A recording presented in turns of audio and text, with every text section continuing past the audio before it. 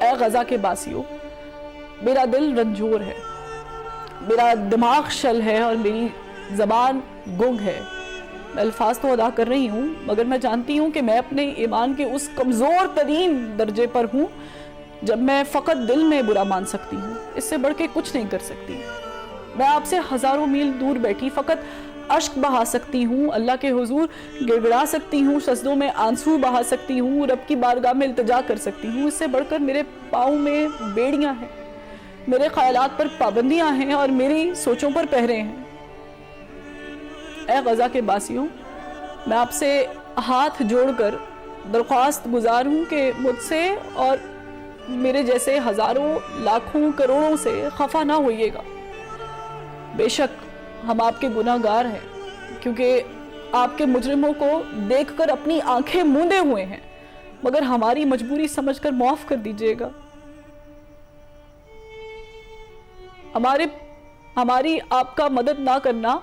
آپ اپنی آزمائش سمجھ لیجئے گا، ٹھیک ویسے جیسے اللہ تعالیٰ فرماتا ہے کہ وہ اپنے پیاروں کو آزماتا ہے، اس لیے ہمیں اپنی آہوں میں شمار نہ کیجئے گا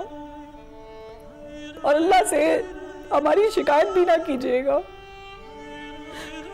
آپ کے معصوم جو شہید ہو رہے ہیں ان سے اللہ کی ملاقات ہوگی، دنیا میں ان پر کیا بیتی اس پر بھی بات ہوگی۔ خدا را اپنے معصوموں کو تلقین کیجئے گا کہ وہ اللہ سے ہماری شکایت نہ کرے، بلکہ اللہ سے یہ درخواست کرے کہ وہ ہمارے جیسے کمزور ایمان والوں کو طاقت عطا کرے، کیونکہ ہم بھولے ہوئے ہیں، کہ منفعت ایک ہے، اس قوم کا نقصان بھی ایک ہی سب کا نبی، دین بھی، ایوا بھی ایک، حرم پاک بھی، اللہ بھی، قرآن بھی ایک،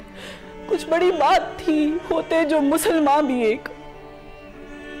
آج اس تمہاری طاقتوں نے ہمیں تقسیم کر رکھا ہے، اپنے اپنے مفادات میں الجھا رکھا ہے، فرقہ بندی اور ذات پات میں منقسم کر رکھا ہے، کیونکہ وہ جانتے ہیں کہ جب تک ہم تقسیم رہیں گے اور ایک کے فلسفے سے دور رہیں گے تب تک وہ ہم پر حکمرانی کرتے رہیں گے، ہمارا خون بہاتے رہیں گے اور ہمیں جینے کی بھیک مانگنے پر مجبور کرتے رہیں گے۔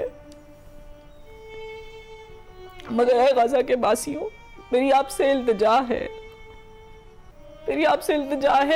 کہ چند روز، اے میری جان، فقط چند ہی روز ظلم کی چھاؤں میں دم لینے پہ مجبور ہیں ہم، اور کچھ دیر ستم سہ لے، تڑپ لے، رو لے،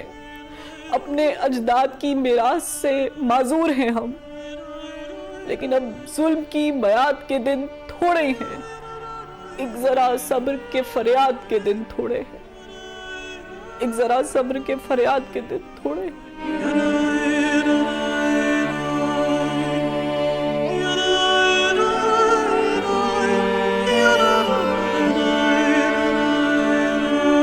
غازہ کے معصوم، لاچار اور بے بس ماں باپ، بے آسرا بیواؤں، سہاگنوں، نومولود بچوں، خاص طور پر وہ معصوم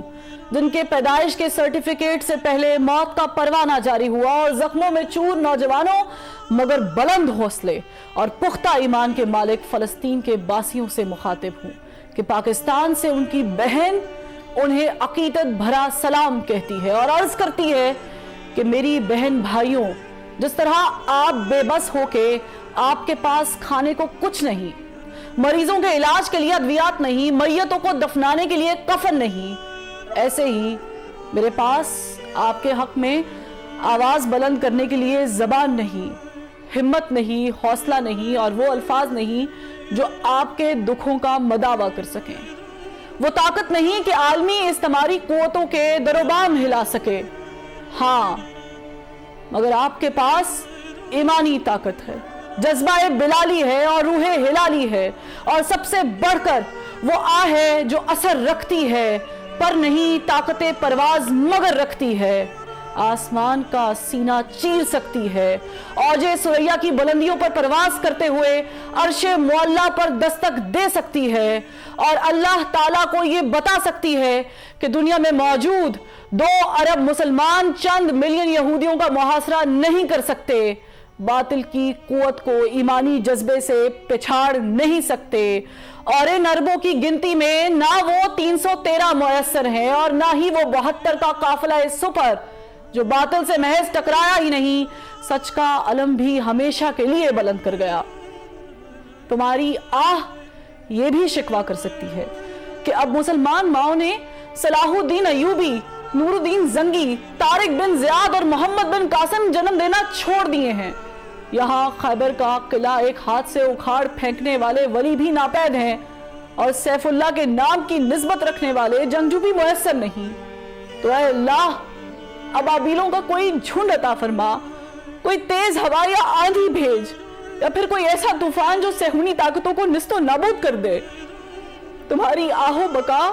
2 अरब मुसलमान के दिल नहीं धड़का सकती, जालिम और जाबिर हुक्मरानों के सामने कलमा हक नहीं बुलंद कर सकती, आलमी इंसानी हुकूक की तंजीमों को नहीं झंझोड़ सकती, UN, OIC और यूरोपीय यूनियन जैसी ताकतों का जमीन नहीं जगा सकती, मगर ये अर्श मौला को हिला सकती है, अल्लाह के जलाल और गैज़ व गज़ब को जिला बख्श सकती है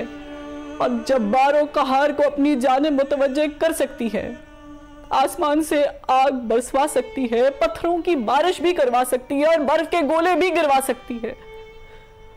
फलस्तीन के बेबस व मजबूर व महकूर वासियों, तुम्हारी दादरसी को दुनिया से नहीं कोई आने वाला, तुम्हारे जख्मों की मरहम पट्टी भी कोई नहीं करने वाला, प्यास और भूख से बिलखते तड़पते बच्चों को कोई नहीं निवाला देने वाला, तुम्हारी मैयतों पर कोई कफन भी नहीं डालने वाला, तुम्हारे स्कूल, अस्पताल और पनागाहों को भी दुनिया का कोई मोतबर नहीं महफूज बनाने वाला। गर्ज इस दुनिया में कोई भी नहीं तुम्हारा रखवाला, क्योंकि इस दुनिया के ठेकेदारों को डॉलर की भूख है,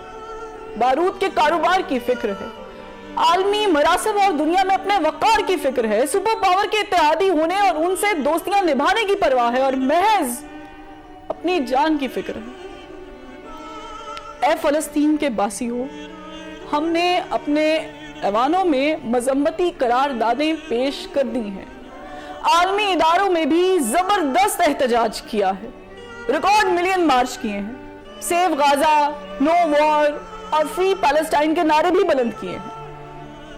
और यही वो सब कुछ है जिसके लिए हमारे आका हमें इजाजत देते हैं। वो इस्तेमारी ताकतें जिनकी हम कठपुतलियां हैं, इससे आगे कुछ करने की हमें इजाजत नहीं देती, क्योंकि हमारी आंखें डॉलर को तरसती हैं और हमारे दिल अमेरिका, कनाडा और बर्तानिया के वीजे के लिए धड़कते हैं और हम आलमी पाबंदियों से डरते हैं, क्योंकि एक जानिब IMF ने हमारे पाँव में जंजीरें डाल रखी हैं, तो दूसरी जानिब यूरोपीय यूनियन में GSP प्लस का स्टेटस हमारे हाथों में हथकड़ियां डाले हुए है। तो सबसे बढ़कर के फेटफ का हथौड़ा हमारे सरों पर मंडला रहा है कि इधर हमने अपने आकाओं की जरा हुक्मदुली की और उधर आलमी पाबंदियों के नाम पर